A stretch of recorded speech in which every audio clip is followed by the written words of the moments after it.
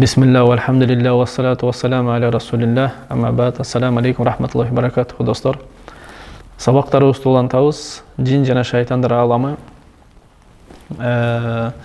Аллах Таала шайтандан алыс болууга, шайтандан сак болууга, аны душман тутууга чыгарат. Жана Куранда көп аяттар келет шайтанды душман тутууга. Ал аяттардын ичинен Аллах Таала Куранда айтат: "Я адам балдары, шайтан силерди фитналап койбосун" дейт. Шайтан силерди адаштырып койбосун дейт. Бөлөк аятта шайтан силерге ачык айкын душман жана аны душман туткула дейт. Бөлөк аятта кимде ким шайтанды дос туткан болсо, Аллахты коюп, анда ал ачык айкын жоготууга учураган экен дейт. Бул аяттар шайтанды душман тутууга чакырат. Жана бул биз менен жана шайтандын ортосундагы душмандашуу эч качан өзгөрүлбөйт жана токтобойт. Себеп дегенде шайтан, иблис бул өзүнүн акыбалын, Аллахтын рахматынан куулган акыбалын, каргышка калган акыбалын, жаннаттан, бейиштен чыгарылган акыбалынын себебин атабыз адамдан көрөт. Жана ошол себептен ал өчүн алуу үчүн бүт адамзатты, адам атабыздын бүт тукумун кыямат күнгө чейин адаштырууга аракет кылат жана умтулат. Негизи эң чоң максаттарынан, шайтандын эң чоң максаттарынан бул адамды өзү менен кошуп тозокко киргизүү. Колунан келишинче көп адамды жолдон кагып тозокко киргизүү бул эң чоң бир максаттарынан. Жана бул максатка жетиш үчүн ар кандай ыкмаларды колдонулат. Ал максаттардан, ошол ыкмалардан эң биринчиде шайтан адам баласын ширкке жана каапырчылыкка түртөт, ширкке чакырат. Себеп дегенде адам баласы эгерде ширк кылган болсо, албетте каапырчылыкка кирет ширки менен. Ошол себептен албетте Аллах Таала ширкти эч кимге кечирбейт. Буну шайтан жакшы билет. Аллах Таала Куранда айтат: Аллах Таала ширкти кечирбейт, bundan ширктен бөлөгүн кимге кааласа кечирет дейт. Бөлөк аятта Аллах Таала айтат: кимде ким Аллахка шерик келтирген болсо, Аллах Таала ал кишиге ага бейишти арам кылды дейт. Жана анын бара турган жери тозоктун оту болот дейт. Бул нерселерди шайтан жакшы билет. Ошон үчүн ушул нерсенин үстүнөн өтө катуу иштейт. Жана бөлөк аятта Аллах Таала айтат: сага вахий кылынган дейт, пайгамбарыбызга кайрылып. Жана сага чейинки пайгамбарларга дагы вахий кылынган дейт. Эгерде сен мага шерик келтирген болсоң, шерик келтирсең, анда иштериңдин баары жокко чыгат дейт. Жана сен кыйроого учуроочулардан болосуң дейт. Ошол себептен ширк бул шайтандын эң чоң бир ыкмаларынан жана тузактарынан. Себеп дегенде шайтан жакшы билет, кимде ким ширк кылса, ширк кылып тооба кылбай бул дүйнөдөн өткөн болсо, албетте Аллах Таала аны кечирбейт. Бара турган жери тозок болот. Экинчиден, албетте тоодой болгон ага чейинки бир иштери болгон болсо, ошол ибадаттары болобу, жакшы иштери болобу, анын баардыгы жокко чыгат. Бул ширк жууп кетет. Ошол себептен шайтан бул нерсени, бул ишти аябай үмүттөнөт. Ушул ишке анык түшсө экен дейт.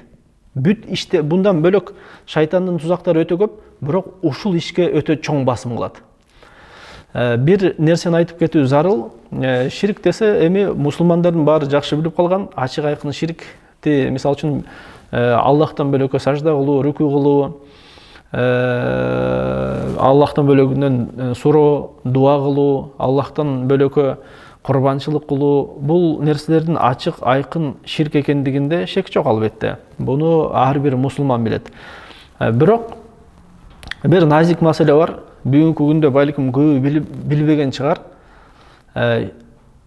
Ширктин иретине кирип калат кимде ким каалоосун, өзүнүн кандай каалоосу болбосун, ошону Аллахтың шариатынан өйдө койгон болсо. Себеп дегенде ким ошол каалоосун өйдө койсо, ошол каалоосун Кудай кылып алганга барабар болот. Аллах Таала Куранда айтат: "Араайта ман иттахаза илахаху хаваху" дейт. Сен көрбөдүң беле дейт. Пайгамбарыбыз айтат, өзүнүн каалоосун Кудай кылып алганды дейт. Демек, каалоо дагы Кудайдын ордуна туруп калышы ыктымал экен. Качан ошол каалоо Аллахтын шариятынан үстүн болгон болсо. Ал каалоого эми көп нерселер кирет. Бул нафстын каалоолору, жүрөктүн оорулары. Ошол бул эмне? Бул дүнүйө сүйүү, байлык сүйүү, бийлик сүйүү, мансап сүйүү, текеберчилик, көрө албастык, ушунун баары ошол бир кандайдыр бир деңгээлде эмне Кудайга айланып кетиши ыктымал. Бул назик маселе, ошон үчүн бул нерсеге көбүрөөк этибар бериш керек. Жана кимде ким ушул нерсеге этибар берсе, албетте чоң ширкке биринчи эшиктен этибар берет, жана аны биринчи эшиктен көрө алат чоң ширкти, эгер ушул нерсеге этибар берсе. Демек, бүгүнкү ошол токтоло турган бир маселебиз шайтандын максаттары. Кайсы максат экен? Бул пендени ширкке жана капырчылыкка түртүү. Себеп дегенде ушул нерсе менен шайтан эң чоң бир ийгиликке, эң чоң бир максатына жете алат, жана бунун үстүнөн бул катуу иштейт, жана ушул нерсеге умтулат эң биринчи. Жана адаттагындай үйрөнүүчү дуабыз кечиндеги жана эртең менен айтылуучу дуаларды үйрөнүп атканбыз. Бүгүн күн баткандан кийинки, кеч киргенден кийинки дуаларды эскерип кетебиз. Ошол дуалардан Абу Масуд аль-Бадри, Аллах андан ыраазы болсун, сахабадан келет. Ал айтат, пайгамбарыбыз мынтип айткан дейт. Бакара сүрөсүнүн акыркы 2 аяты дейт. Эгерде кимде ким ошол 2 аятты кеч киргенде окуган болсо дейт, анда ал экөө ошол окуган кишиге жетиштүү болот дейт. Бул аятты билебиз бардыгыбыз, бардык мусулмандар билет. Аманар расулу бима унзила илейхи мир раббихи вал муъминун деп башталат. Ушул аятты аягына чейин, ушул 2 аятты аягына чейин кимде ким окуса, кеч киргенден кийин ага ушул 2 аят жетиштүү болот дейт, ушул окуусу. Буну ушул кеч киргенден кийин, күн баткандан кийин окуган жакшыраак. Ошол замат болбой калса, түндүн кайсы убактысы болбосун, ошол жаткан убакка чейин окуй берсе болот. Эми маселе жетиштүү дейт пайгамбарыбыз. Эмнеден жетиштүү? Бул маселеде алымдар ар кандай сөздөрдү айтышкан. Кээ бир алымдар айтышкан, ушул кимде ким ошол кеч киргенде ушул 2 аятты окуган болсо, түнү менен тахажжуд намазына тургандай болот деген. Бөлөктөр айтышкан, түнү менен Куран окуп чыккандай болот деген. Бөлөктөрү айтышкан, туура ишенимден чыгып кетпештикке жетиштүү болот деген. Бөлөктөрү айтышкан, ушунун сообу, ушул окулган аяттарды окулган сообу жетиштүү болот деген. Дагы бир алымдардын дагы бир сөзү бар.